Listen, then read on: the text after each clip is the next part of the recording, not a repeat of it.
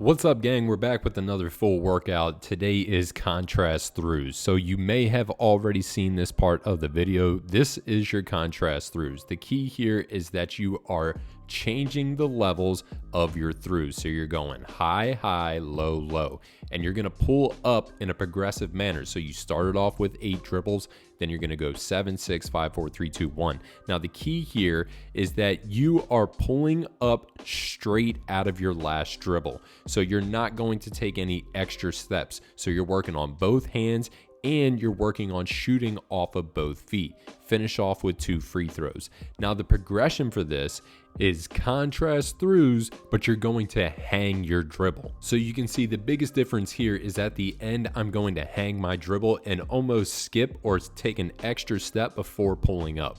And this is going to be a major key once we get into ones, which you're going to see later. But it also allows you to get a little bit better of a rhythm flowing into your shot. So you can see it here. I take this step and now I'm going to hang this dribble, take an extra step, and then I'm going to drive straight up into my shot.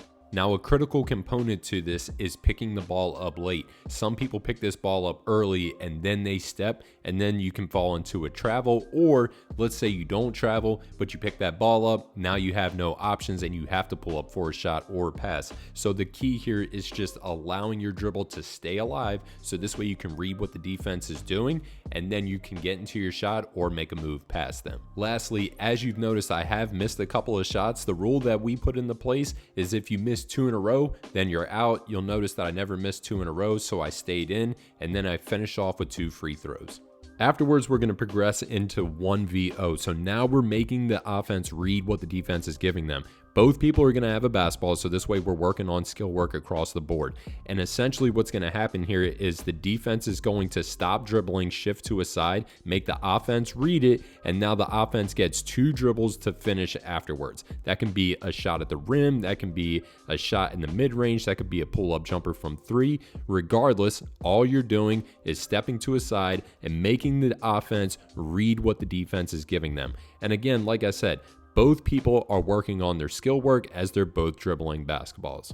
The last 3 drills are all going to be live, and we're going to start with 1v1. The defense starts with their hands on their hips, and the biggest key to this is now we're going to take what we just learned and apply it here. So when you're changing your pace, letting that ball hang, it really forces the defense to stay at home and anticipate what you're getting into. So this is making it very game-like. It's not game-like to get into 6 or 7 or 8 throughs at one time, but it is game-like to actually have to sit down and guard somebody. And having your hands on your hips just makes it that more difficult. So now we're actually working on the defense's ability to get their hands up quickly. Now, we do like to finish with the free throw. If you miss, it goes right back to the other person. So we like to finish on a free throw, and if you make it, then you win. If you miss, you lose, you get back into the possession again. Now, we also did 1v1 with the defense having a basketball. I really like this progression. Here, you're going to have the defense still work on their skill work. The rule for this is that you cannot shoot a layup, and that's just for safety purposes. We don't want anybody tossing down a basketball and then somebody coming down on it. So you're going to notice here the defense is reacting to the offense again. As soon as the offense decides to shoot, then the defense is either going to pick up the ball or they're going to drop it. Unfortunately for Tyson, I kind of got hot there and didn't miss. So we tested it out to see if you could actually get a stop if you're on defense with the ball in your hand, and I got 3 stops in a row.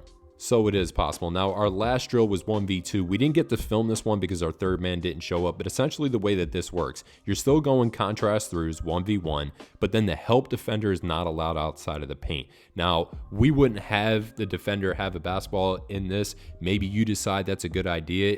I would like to hear from you. What way do you think would be best to run this drill? Now, if you have any requests in the future, please just let me know. You can reach out justin@hoopstudy.com, or you can hit me up on Instagram @_CoachJB or Twitter as well. And if you want to get in the gym with me, just shoot me a message and we can get that done.